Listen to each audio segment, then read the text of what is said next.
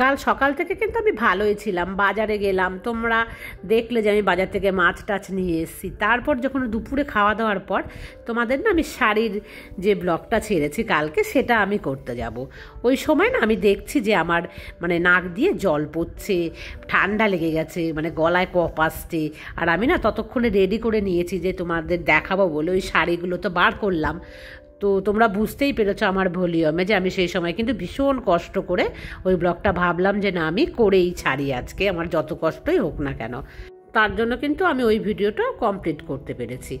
আর এই দেখো বন্ধুরা, বলে নিই, এখানে দেখতে পাচ্ছ চাল কুমড়ো গাছ, এটা আমার যে মাথার উপরে। আর আমার হাউস হেল্পার এই চাল কুমড়ো গাছের দড়ি বেঁধে এরকম করে দিয়েছে, আর বলেছে যে দিদি হলে পরে কিন্তু আমরা খেতে পারবো। তা আমি বলেছি দুটো চাল কুমড়ো যেন অন্তত হয়, একটা তোমার আর একটা আমার। তো তখন কিন্তু হাসছিল, অন্তত দুটো হলো বলো, ওকে একটা দেবো আমি একটা খাবো। কারণ ও বেচারি আমাকে কিন্তু ও গাছটা মানে আমি তো তুলে ফেলেই দিতাম, আর ও কিন্তু যত্ন করে গাছটাকে লাগিয়ে বেশ বড় করে মানে দিয়েছে। তো খুব সুন্দর কিন্তু হয়েছে, পরে একদিন তোমাদের সাথে শেয়ার করব খুব ভালোভাবে। অনেকটা জায়গা কিন্তু ছড়িয়ে গেছে, কারি পাতা গাছ আছে এই সাইডে, ওই গাছটার দিকেও কিন্তু ছড়িয়েছে। তো বন্ধুরা যেটা বলছিলাম, তো দুপুরবেলা শুলাম, তারপরে না উঠে দেখছি গলায় ভীষণ কপ আসছে, নাক দিয়ে জল বেরোচ্ছে, মানে আমার এই সমস্যাটা তখন হচ্ছে। আর আমি কিন্তু শুতে যাওয়ার আগেই শাড়িগুলো বার করেছি যে তোমাদেরকে একটু দেখাই শাড়িগুলো, অনেক দিনই বলেছে যে শাড়িগুলো দেখানোর জন্য, তো দেখিয়েই দিই একবার, ওটা তো মনে থাকে না আসলে, সেই জন্য। তো বাস যে তোমাদেরকে বার করে দেখাতে যাব, আর আমার তো মনে হয় মুখ দিয়ে কথা বেরোচ্ছে না, বারবার আমি শুধু করে নাক টানছি, মানে এত নাক টেনেছি আমি কিন্তু পরে ভিডিওটা দেখতে পেয়েছি। কিন্তু বন্ধুরা পরে যে আমি ওটাকে ডিলিট করে নতুন করে ভিডিও করব, এটা কিন্তু আমার পক্ষে আর সম্ভবই ছিল না। তো সেই জন্য কিন্তু আমি ওই ভিডিওটাই তোমাদের সামনে পোস্ট করেছি। আর এখন গলার অবস্থা খারাপ, তোমরা বুঝতেই পারছো, তবে আগের থেকে একটু ভালো আছি। আমি কিন্তু তারপরে ডক্টরের কাছে গিয়েছিলাম। আর মানে কী হলো বলো তো, বিকেল হওয়ার সাথে সাথে না আমার কিন্তু জ্বর চলে আসলো, 102-এর কাছে জ্বর। মানে আমি না বুঝতেই পারলাম না, কয়েকদিন আগেই আমার জ্বর হয়েছে, আবার কেন আমার জ্বর আসলো। মানে ঠান্ডা লেগে গেল, কী জন্য ঠান্ডা লাগলো কিচ্ছু বুঝতে পারলাম না। এসি তো খুব একটা একদমই চালাতে প্রয়োজন হচ্ছে না, কারণ বৃষ্টি কিন্তু হচ্ছে প্রচুর পরিমাণে, সেই জন্য এসির খুব একটা দরকার হচ্ছে না। তারপরেও আমার এরকম হয়ে গেল। যাই হোক, বলছে ভাইরাল ফিভার, এখন তো সববার মানে ঘরে ঘরে নাকি জ্বর, সেই জন্য। তো আমি কি বলতো রাতটুকু পুরো ঘুমোতে পারিনি, সারা রাত বিছানার একবার এদিক একবার ওদিক। তো রাতেরবেলা মানে বেগতিক দেখে কিন্তু আমি মাকে ফোন করেছি যে মা তুমি এসো, আমি তো উঠতে পারছি না, মানে পুরো রাতভর কিন্তু আমার তাই হয়েছে। যাই হোক, সকাল হতে আমি না উঠে ভাবলাম যে এই কাজগুলো না আমি করে নিই, কারণ মা এখনও কিন্তু আসেনি। আর আমি সকাল সকালই মানে পুরো রাত ঘুম হয়নি, তো ভালো লাগছিল না। তো ভাবলাম যে যতই শরীর খারাপ হোক, আমি গৃহস্থ বাড়ির বউ, আমাকে তো টুকটাক কাজগুলো করতেই হবে। তো আমি সেই কাজগুলো কিন্তু হালকার উপরেই করার চেষ্টা করছি বন্ধুরা, খুব একটা মানে জল ঘাটার কাজ কিন্তু আমি করছি না। মানে মা আসার আগে পর্যন্ত যেগুলো টুকটাক কাজ আছে সেই কাজগুলোই আমি ভাবছি যে আমি করে নিই। আর সকাল সকাল এখনও কিন্তু গায়ে জ্বরটা নেই। যাই হোক, আবার জ্বর কখন চলে আসবে, কারণ মাথার যে চুলের ভেতর সেইগুলো না ভীষণ গরম হয়ে কিন্তু আমার তেতে আছে। আর তোমরা দেখতে পাচ্ছ না আমি খালি পায়ে, আমি তো খালি পায়ে বেশি একটা থাকি না, কিন্তু ইদানিং দেখছি খুব খালি পায়ে, মানে জুতোগুলো কোথায় রেখেছি, নিচে, নিচে গেলে ওপর, ওপর গেলে নিচ। আর দেখতে পেলে এই সিঙ্কটা কি নোংরা হয়েছে, এটা পরিষ্কার আজকে না করলেই নয়। রোজই করব করব বলে মানে ভাবছি, কিন্তু আমি আর করতে পারছি না। আর কী দিয়ে পরিষ্কার করছি বন্ধুরা? তেল দিয়ে, দেখতেই পেলে, মানে যত কম টাকা খরচাতে পরিষ্কার হয়। আর এগুলোতে খুব ভালো পরিষ্কার হয়, দেখবে।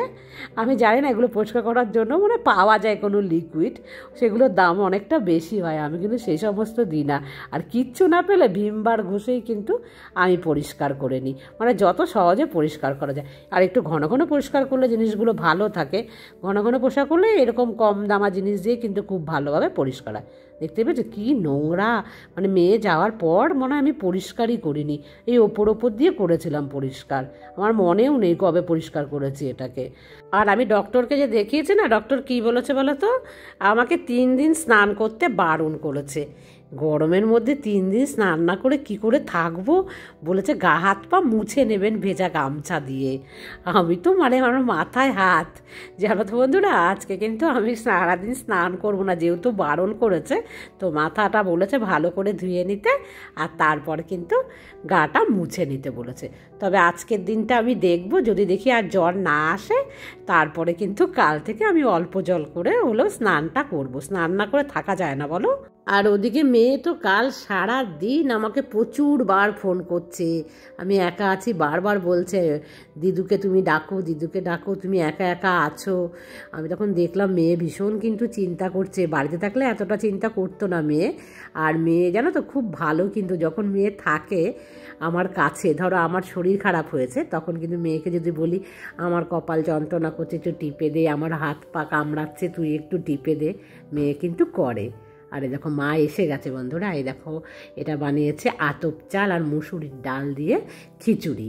তো আমার না খুব কাল রাত থেকে খিচুড়ি খেতে ইচ্ছে করছিল, তখন ভাবছিলাম মেয়ে বললো তুমি তো বানাতে পারবে না, শরীর খারাপ, কাল দিদু আসলে সকালবেলা তুমি বানিও। তাই কিন্তু মা বানিয়েছে। আর এই দেখো বাঁধাকপি নিয়ে এসেছিলাম, মাই কিন্তু আজকে সমস্ত রান্নাবান্না করবে, আমি কিন্তু রান্নাবান্না আর করবো না, মানে আমার ছুটি। যাই হোক বন্ধুরা, এই রান্নাটাই অনেক, দেখেছো না বাঁধাকপি এনেছিলাম, দেখো রান্না হয়েও গেছে। এখানে শাপলা রান্না হয়েছে বাঁধাকপি মাছের মাথা দিয়ে, ওটা হচ্ছে তেলাপিয়া মাছের একদম আলু চচ্চড়ির মতন হয় না, সেরকম মাখো মাখো মা করেছে। তো দুপুরে খাওয়া দাওয়া করেছি। তারপর বন্ধুরা এখন শরীরটা একটু ভালো লাগছে, মানে জ্বরটা আর আসবে আসবে করেও কিন্তু আর আসেনি। তো সেই কারণে দেখলাম যে না, মায়ের পক্ষেও না এতটা করা সম্ভব না। তো এই সমস্ত আমি সরিয়ে রাখলাম হাউস হেল্পারের জন্য। আর এই দেখো কিচেনটা কিন্তু আমি পরিষ্কার করে নিচ্ছি। এই কাজগুলো করতেই হয়, কারণ মায়ের পক্ষে সত্যি করাটা সম্ভব নয়। আমার জ্বর হলেও আমার কিছু করার নেই বন্ধুরা, দেখো তাও কিন্তু আমাকে করতেই হচ্ছে। মায়ের ওপর এতটা কাজের প্রেশারটা তো দেওয়াটা ঠিক নয়, সেই জন্যই কিন্তু আমার শরীরটা খারাপ লাগলেও আমি আসলাম। আর কিচেন পরিষ্কার না থাকলে দেখবে কিচেনে কিন্তু কাজ করা যায় না, এর পরের কাজগুলো, সেই জন্যই কিন্তু আমার শরীর খারাপ সত্ত্বেও আমি আসলাম।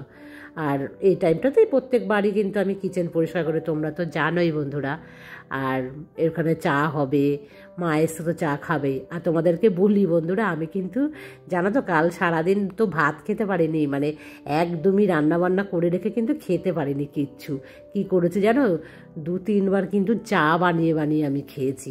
তোমাদের যে ভিডিও করে দেখাবো সেটাও কিন্তু আমি আর মানে করতে ইচ্ছেই করছিল না ভিডিওটা, যে আমি ক্যামেরার সামনে আসি। কি অবস্থা, সেই চুল মানে পাগল ছাগল যেরকম হয় না সেরকম অবস্থা হয়েছিল। আমি একটা সেই ফিতে দেওয়া বিচ্ছিরি নাইটি পরে, মানে আমার চেহারা দেখলে ভাববে যেন আমি রাস্তার কোনো একটা কেউ, এত বিচ্ছিরি অবস্থা ছিল। সে 2-3 বার চা বানিয়ে বানিয়ে খেয়েছি, মনে হচ্ছিল না চাটাই খেতে না ভীষণ ভালো লাগছে। আর ঘরে বিস্কিট ছিল না একদমই, মানে ভালো বিস্কিট, মানে টোস্ট বিস্কিট দিয়ে চা খেতে ভীষণ ভাল লাগে। তো তখন মনে হচ্ছিল কেউ থাকলে তাকে দিয়ে বলতাম যে টোস্ট বিস্কিট নিয়ে আসো, কিন্তু ঘরে 1 প্যাকেট বিস্কিট রয়েছে এমনি, সেগুলো শেষ না হলে তো আনা যাবে না। যাই হোক এখন মা এসছে, মা মানে আসলে কিন্তু আমার বিস্কিট তাড়াতাড়ি শেষ হয়। মা ভীষণ চা আর বিস্কিট খেতে ভালোবাসে, তো দেখি যদি কাল পরশু হলে টোস্ট বিস্কিট নিয়ে আসবো। আর এই দেখো এখন হচ্ছে সন্ধেবেলা, মা কিন্তু সন্ধে পুজো দিয়ে ওপরে এসছে, আর আমি ওপরেই ছিলাম, একদমই কিন্তু আর নিচে যাইনি, সেই দুপুরবেলা আমি ওপরে এসেছি।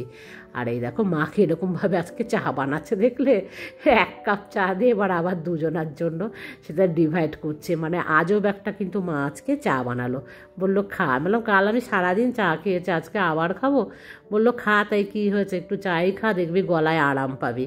তো সেই জন্য দেখো দুজনের জন্য চা আর বিস্কিটও কিন্তু সাথে নিয়ে নিয়েছি। আর দুজনা মা মেয়ে বসে গল্প করছি। আর জানলাটা কি সুন্দর হাওয়া আসছিল জানো তো, খুলে দিয়েছিলাম, হঠাৎ দেখছি ওখান দিয়ে বৃষ্টি এসে আমার ড্রেসিং টেবিলটা ভিজিয়ে দিল। চা খাওয়া রেখে আবার গিয়ে আমি ড্রেসিং টেবিল মুছে আসলাম, তারপরে আসলাম চা খেতে। আর বন্ধুরা আজকের মতন এই পর্যন্তই রাখছি, আবার দেখা হবে নেক্সট ব্লগে, টাটা।